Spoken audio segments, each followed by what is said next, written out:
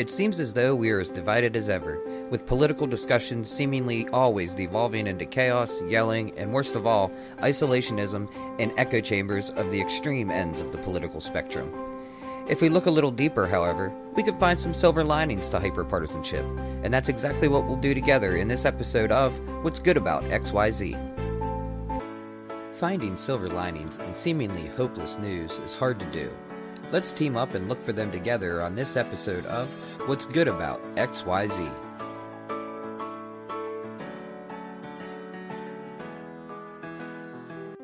What's good about hyperpartisan politics?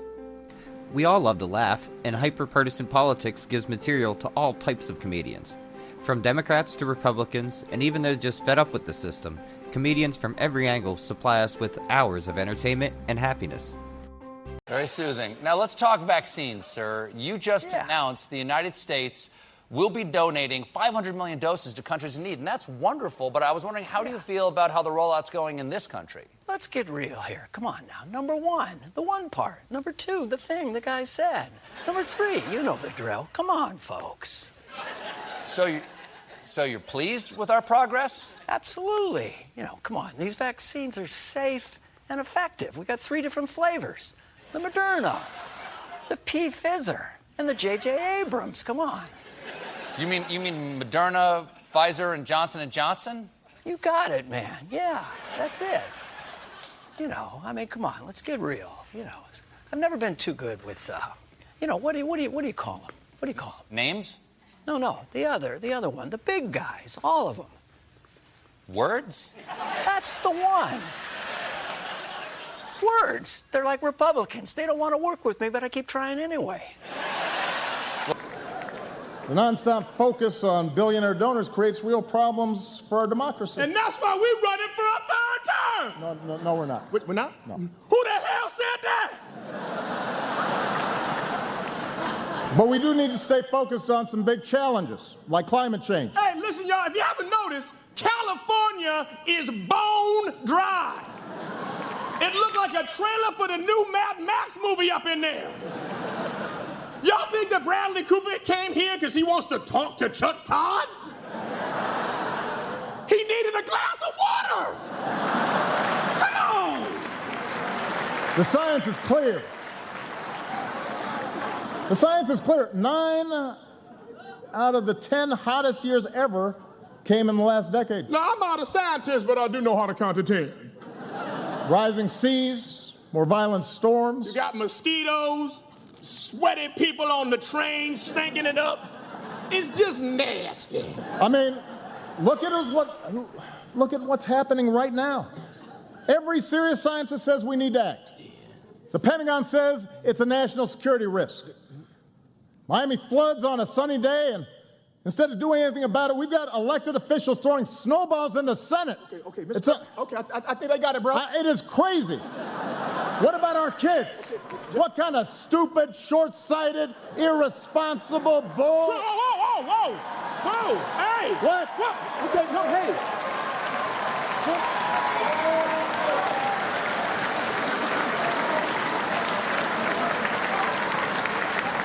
What? All due respect, sir, you don't need an anger translator. You need counseling. Okay, empathy for others second. Proving a point first. Okay, Trump, you know what? The insanity of the right that I hear about on CNN has driven me to the radical left, all right? And if he wants to do that, we'll do it. Should I go rainbow flag or should I go Biden? That's the same thing at this point, really, so let's just do this. Okay, but you know what? The insanity of the left that I hear about on Fox News has driven me to the far right.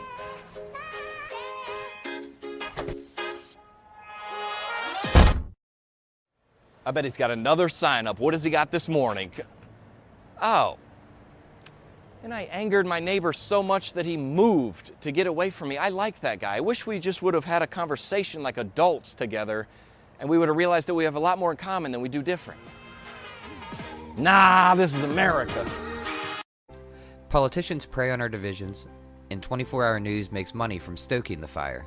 But in the voting booth and around the dinner table, people know how to get along, they just want to be heard. One good thing hyper-partisan politics has brought with it is engagement and voter turnout. When issues hit home, be that from deeply held beliefs or just polarizing figures, it seems that drives people to the polls, and that is what keeps a democracy working. We looked at 30 states, including Pennsylvania, that had party registration data available. So we know who's the Democrats, Independents, and Republicans.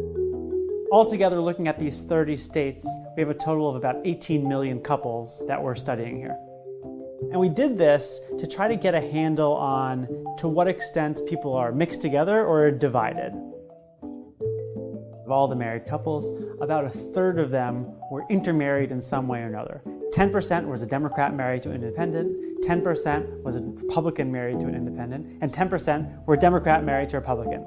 Counts, like every little thing counts. So I just think some people get in their head and they're like, oh, well, what does it matter?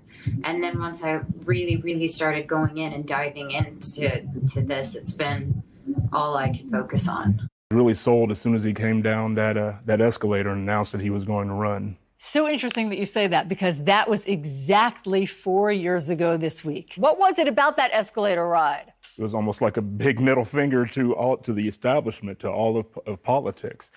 And I just felt that we really needed that. I'm very into proselytizing this concept of, I use the dress as the example. Do you remember the dress? Oh, right? the blue versus the brown dress? Yeah. Yeah. For my book, I went to NYU and spoke to the neuroscientists who studied that thing and figured out why we saw it differently. The short version of that is the more time you spend around the sunlight, the more your brain subtracts the blue from the color spectrum when you see an overexposed so office image. Workers saw it different than agricultural workers? Wow. That's pretty much it. The more time you spend around daylight, the more you will subtract the blue, and the more time you spend around artificial light, the more yellow you subtract from it, resulting in this was an ambiguous image. The image is ambiguous. It's neither color. It's whatever your brain resolves. Your brain will disambiguate the ambiguity, just the same way that it tries to find certainty whenever it's uncertain. And it does that using your priors. Your priors in this are your life experiences around sunlight. In a political discourse, be the same thing. We have an ambiguous issue, an uncertain issue. I'm going to use my life experiences up to this point to disambiguate it and resolve that in some sort of conclusion. If you imagine the people who are looking at the blue dress and the yellow dress, and they have an argument about it, where the point of the argument, the point of the debate is, I need you to see this the way I see it. I need you to see that you're wrong and I'm right. Even if you win, you lose, because you aren't getting to the actual truth of why do we disagree on this. And if you did, you're losing that other viewpoint on the aforementioned hill metaphor. If we're all looking in different directions, you've now lost it. You've convinced everybody to look from your direction, and you're not going to see it sneaking up on you from behind. We both lose when we debate in that manner. Yeah. And that is the precipice upon which we find ourselves in modern political discourse, that we have to go past. We have to be able to be okay with differing perspectives and disagree on issues, and allow those things to float around so that we can reach the deeper truths and solve the bigger problems. So that's the thing that I hope we were able to push through the tribalism too. It's totally okay to have our groups and tribes that are around the values and things, even if they're weird values like flat earth stuff, as long as we're able to communicate with one another in a way where the point of the conversation is to determine, why do we disagree? And that allows both parties to sort of solve a mystery within themselves that will open up the ability to tap into mysteries that we weren't even aware were part of our lives. And that's why I love the dress as sort of a metaphor for all of that. The freedom to speak your mind, especially about elected leaders, helps us continually test a democracy. Be it foreign actors or domestic strife that is fueling the dissent, it is through these struggles that democracy can prove itself as an effective governing style. By being tested to extremes over history, it has proven very resilient.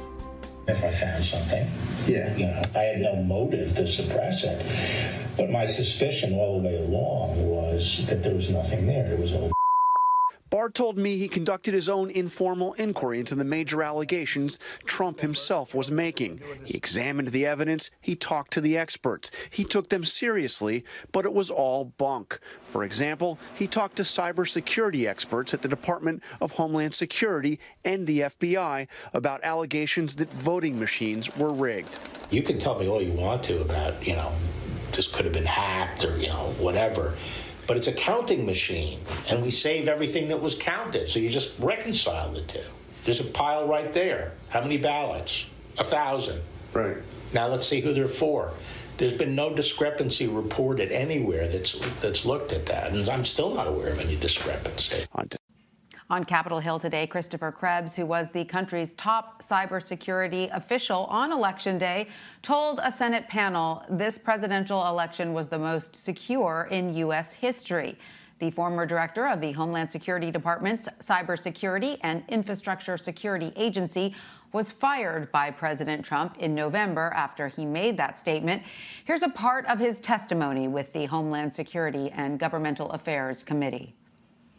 We contributed to the cross-agency effort to protect the 2020 election by surging coordination and collaboration with our partners across the national security space. In conclusion, because of these and other efforts, on November 12, 2020, government and industry representatives from the election security community issued a joint statement reflecting a consensus perspective that the 2020 election was the most secure in U.S. history. As you move out from Election Day, there will be tabulators that may have internet connections to transmit the vote from the precinct to the county level to the state. Again, security controls in place, and as long as you have the paper, can't hack paper, you can run that process.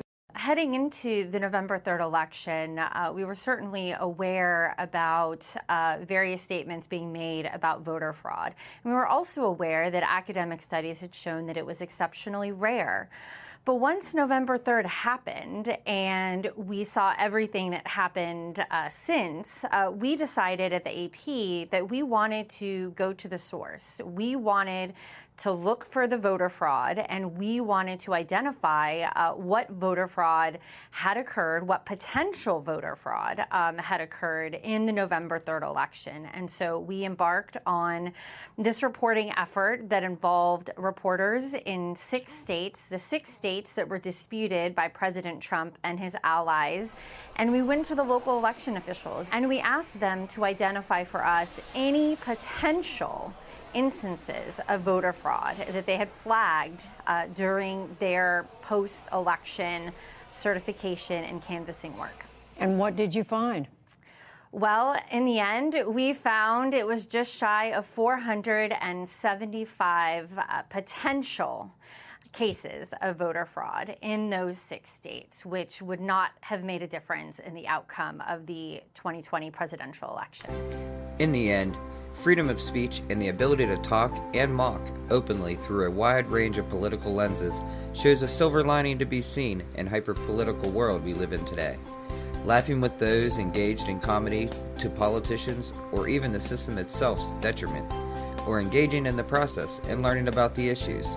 Add to those security being shown through deep, unrelenting scrutiny from all ideologies, and you have a pretty good system. And we found a little bit of good in hyper-partisan politics.